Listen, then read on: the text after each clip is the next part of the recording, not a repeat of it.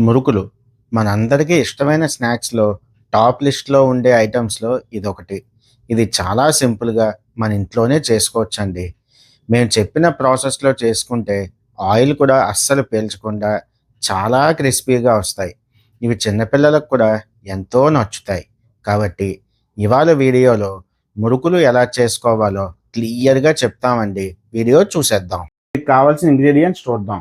2 గ్లాసుల బియ్యపిండి, ఉప్పు, కారం, అలాగే తెల్ల నువ్వులు, అదేవిధంగా 2 స్పూన్ల మైదా పిండి, అలాగే ఇది పుట్నాల పప్పు మిక్సీ చేసుకున్నామండి. అలాగే 2 స్పూన్లు నెయ్యి. మీకు ఇప్పుడు ఒక గ్లాస్ చూపిస్తున్నాం కదండి, బియ్యపిండి ఈ గ్లాస్తో 2 గ్లాసులు తీసుకున్నాం. అలాగే పుట్నాల పప్పు కూడా ఇదే గ్లాస్లో 1 గ్లాసు మిక్సీ చేసామండి. ఇవి మెజర్మెంట్స్. కుకింగ్ ప్రాసెస్ చూసేద్దాం. ఇప్పుడు ఒక గిన్నెలో ఇందాకలా చెప్పుకున్న ఐటమ్స్ ఒక్కొక్కటిగా వేసుకుందాం. ఈ మురుకులు ప్రిపరేషన్‌లో మనం మైదా పిండి తీసుకున్నాం కదండీ! దానివల్ల ఆయిల్ అస్సలు పీల్చకుండా చాలా గుల్లగా వస్తాయండి. ఇదొక సీక్రెట్ టిప్, గుర్తుంచుకోండి. అదే విధంగా ఒక హాఫ్ స్పూన్ ఉప్పు, అలాగే ఒక హాఫ్ స్పూన్ కారం వేసుకుంటే సరిపోతుంది. కారం చాలా తక్కువతో చేసుకునే రెసిపీ అండి. అందుకే పిల్లలు కూడా చాలా ఇష్టంగా తింటారు. అలాగే ఒక హాఫ్ స్పూన్ మరిగించిన ఆయిల్ వేసుకోవడం వల్ల పిండి కలుపుకోవడం చాలా ఈజీ అవుతుంది. అలాగే ఇవి చాలా గుల్లగా వస్తాయండి. ఇలా నూనె వేసుకున్నాక ఒక అర నిమిషం స్పూన్‌తో కలుపుకుంటే ఆ నూనె వేడి తగ్గిపోతుంది.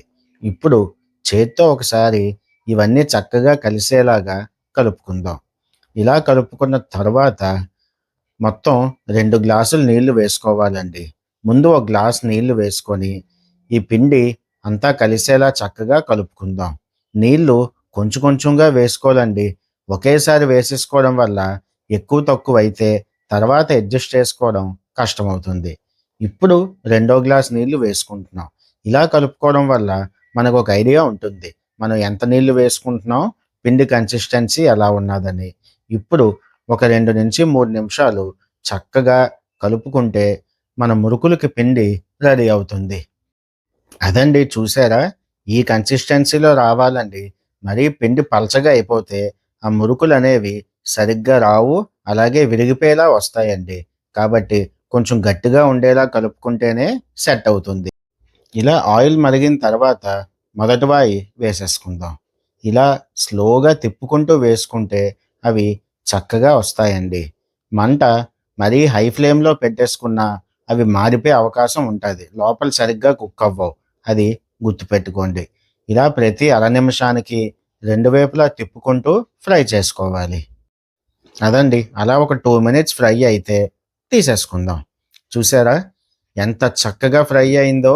అస్సలు ఓవర్ ఫ్రై అయిపోకుండా ఎగ్జాక్ట్ గోల్డెన్ బ్రౌన్ కలర్ వచ్చినట్టు వేపుకున్నాం.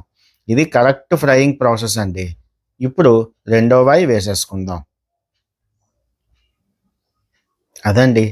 నూనె ఇలా మరిగితే సరిపోతుంది. చాలామంది కంటిన్యూస్ హై ఫ్లేమ్‌లో ఉంచేసుకోవడం వల్ల ఈ మురుకులు లేదా జంతికలనేవి ఎక్కువగా ఫ్రై అయిపోయి మాడిపోయినట్టొస్తాయి. ఇది మాత్రం గుర్తుంచుకోండి. ఇలా వేసుకున్న తర్వాత ముందు ఒక అర నిమిషం పాటు కలపకుండా ఉంచేయాలండి. వెంటనే కలిపేసుకుంటే అవి మెత్తగా ఉండడం వల్ల విరిగిపోయే అవకాశం ఉంటది. అది కూడా గుర్తుంచుకోండి. ఒక అర నిమిషం తర్వాత రెండో వైపు తిప్పుకొని అలా ఒక 2 నిమిషాలు ఫ్రై చేసుకుంటే కరెక్ట్‌గా ఫ్రైయింగ్ అవుతాయండి.